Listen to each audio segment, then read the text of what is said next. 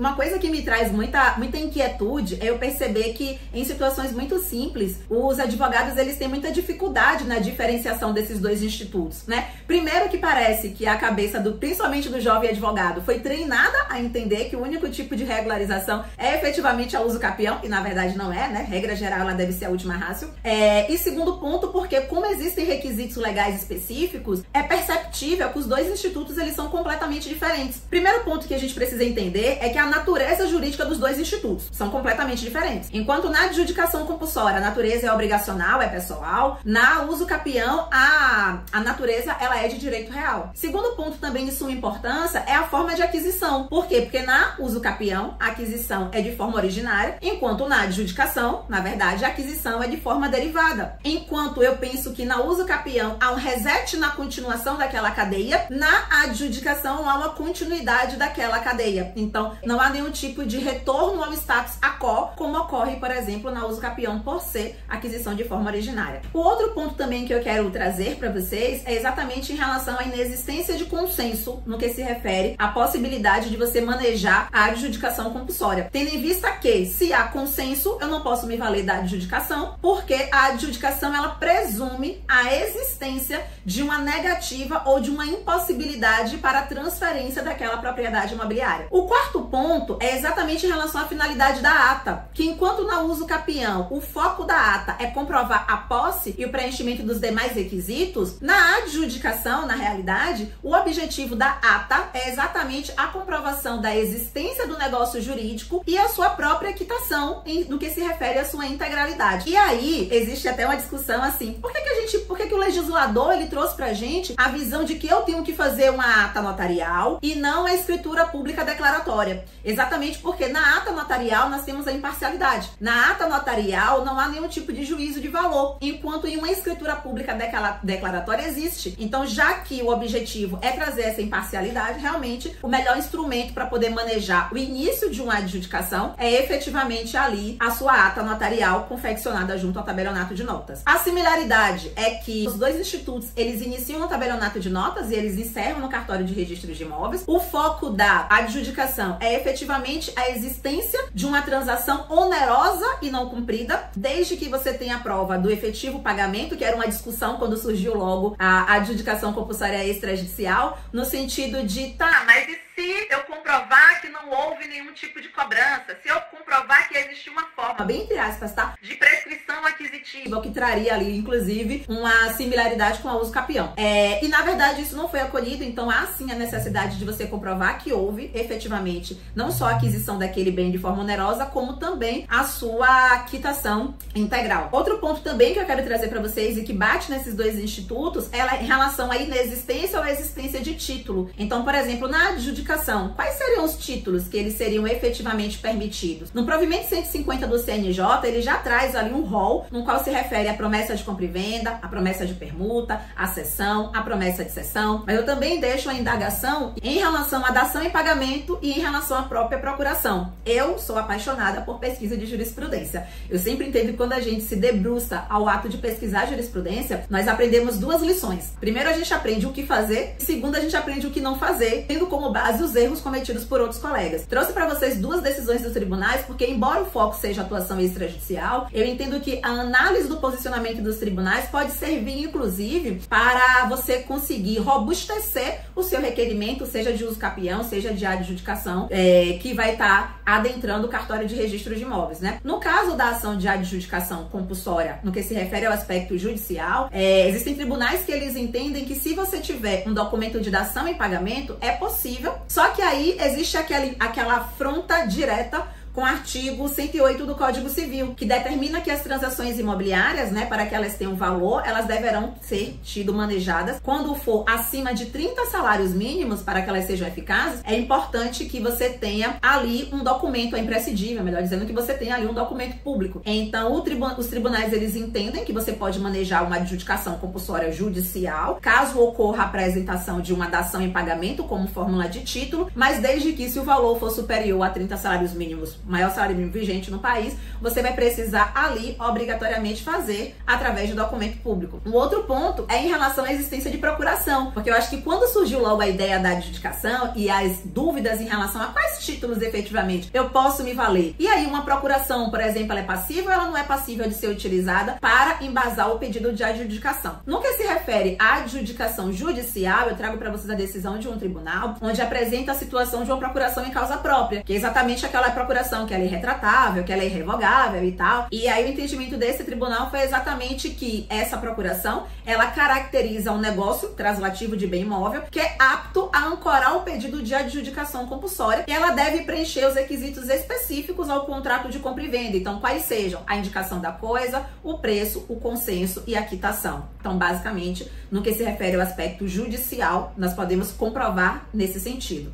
Temos também no que se refere à diferença dos dois institutos, né? A desnecessidade ou necessidade de posse. Então, no que se refere ao uso capião, nós precisamos obrigatoriamente comprovar a posse ad uso capione, enquanto no que se refere ao aspecto do instituto da adjudicação compulsória, a realização da existência da posse, ela é totalmente indiferente. No ponto 8, a notificação legal, que ela é efetivamente necessária, e nós sabemos que em alguns casos, né, com foco na atuação do advogado, no que se refere à realização da prestação de serviço de modo preventivo, muitas vezes o advogado ele toma a frente, ele realiza uma notificação, seja através de AR, seja através de um cartório de títulos e documentos, ou através de um e-mail, ou através de um WhatsApp, e assim por diante. Na ideia, no que se refere à adjudicação, o que a gente vai precisar é que seja feita a necessária notificação legal, ou seja, mediante ali o registrador, o cartório de registro de imóveis. No ponto 9, eu trago para vocês a comprovação junto ao tabelionato das tentativas no que se refere à adjudicação, que é exatamente a notificação, as mensagens, os e-mails que foram passados. Esses documentos, eles serão reduzidos a termos diretamente na ata notarial. No que se refere à questão da uso capião, não há necessidade de comprovação de nenhum tipo de notificação, mas caso, por exemplo, sirva como forma de afastar a uso capião, quebrando um dos requisitos, que seria exatamente a situação da posse mansa e pacífica, comprovando que houve, por exemplo, o pedido de devolução do imóvel, aí a utilização desse documento vai servir para poder afastar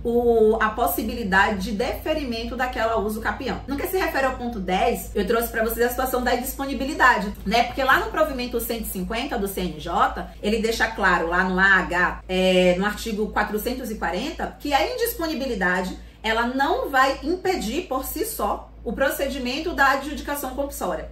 Mas o pedido, ele será indeferido, ou seja, você pode até manejar a adjudicação compulsória, tá? Mas o pedido, ele será indeferido caso não seja cancelada até aquele momento da decisão final do oficial de registro de imóveis. Já no que se refere à indisponibilidade referente ao uso capião, o entendimento ele é um pouco diferente, tendo em vista que corresponde a uma aquisição originária da propriedade. Trouxe uma observação aqui, né, que salvo se a quitação ou registro da promessa forem anteriores à inscrição da disponibilidade. O que é que a gente precisa analisar? Que, embora nós tenhamos o provimento 150 do CNJ, né, os estados, eles regulamentaram e cada estado acabou trazendo algumas regras próprias. Então, nós temos, por exemplo, o estado que ele entende que você consegue afastar parcialmente o que está previsto no provimento 150 do CNJ, no artigo 440-AH, desde que você comprove, né, que a quitação ou o registro da promessa, eles foram realizados antes da indisponibilidade, o que traria ali a possibilidade, né, do deferimento mesmo existindo uma indisponibilidade no que se refere à aquisição mediante a transferência através da adjudicação compulsória. Trouxe algumas observações também, pontos específicos que conseguem diferenciar outras similitudes em relação à adjudicação e em relação à própria uso capião, como forma de elucidar e fazer com que os operadores do direito não confundam os institutos, além dos próprios requisitos legais, né? Que são algumas observações em quais sentidos? Primeiro, o recolhimento do ITBI ou do ITIV, ele deve acontecer após a decisão final no procedimento e não na lavratura da ata notarial, né? No manejo das escrituras públicas, nós, regra geral, né, temos o costume e devemos apresentar a quitação do pagamento do ITIV, do ITBI, do ITCMD, do ITD, enfim, desde o momento em que adentramos o tabelionato de notas.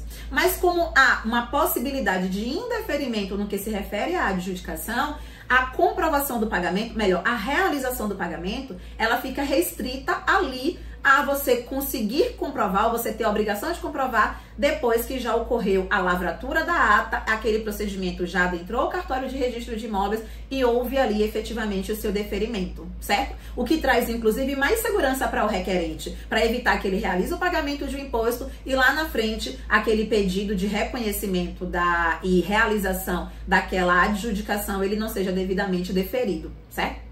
Um outro ponto também de suma importância que precisa ser observado pelos operadores do direito é em relação ao consentimento expresso dos titulares de direitos reais com o reconhecimento de firma, né? Estamos nos referindo a um documento particular. E por ser um documento particular, para adentrar o cartório de registro de imóveis, é de suma importância que ele traga mais segurança jurídica. E uma das formas de se trazer mais segurança jurídica é que as pessoas que consigam anuir, consigam consentir, exatamente porque eles possuem, são detentores ou possuidores de direitos reais, efetivamente eles precisam ter ali o reconhecimento de firma. Existe estado também que se posiciona em relação a, se for utilizado recibo como comprovante de pagamento da adjudicação compulsória, esse recibo ele também deverá ter o reconhecimento de firma. E é importante trazer que esse recibo por si só, no que se refere à adjudicação compulsória, ele não vai servir como título que gera a possibilidade de transferência daquela propriedade imobiliária, mas ele vai servir como um documento através do qual vai ser comprovado a quitação de um dos requisitos, que é exatamente a comprovação do pagamento integral no que se refere àquele imóvel que ele foi devidamente adquirido. Outro ponto também que merece ser observado é exatamente a procuração para o advogado com poderes específicos, dispondo nessa procuração quais são os poderes, qual instrumento que vai ser manejado, qual instituto que vai ser utilizado, né? Os cartórios nos quais aquela procuração efetivamente deverá produzir efeitos, então isso é de suma importância. Essa procuração, temos estados que determinam que deverá ocorrer através também com o reconhecimento de firma, como forma também de trazer mais segurança. E existe também estado que entende que há a possibilidade da convolução em uso capião extrajudicial. Então vamos dizer que hoje o requerente ele adentre o tabelionato de notas e o cartório de registro de imóveis, que naquele seu requerimento faça constar o reconhecimento da adjudicação compulsória extrajudicial, mas além disso, o operador do direito, ele pode verificar que, olha, eu entendo que preenche os requisitos para adjudicação, mas também preenche os requisitos para uso capião.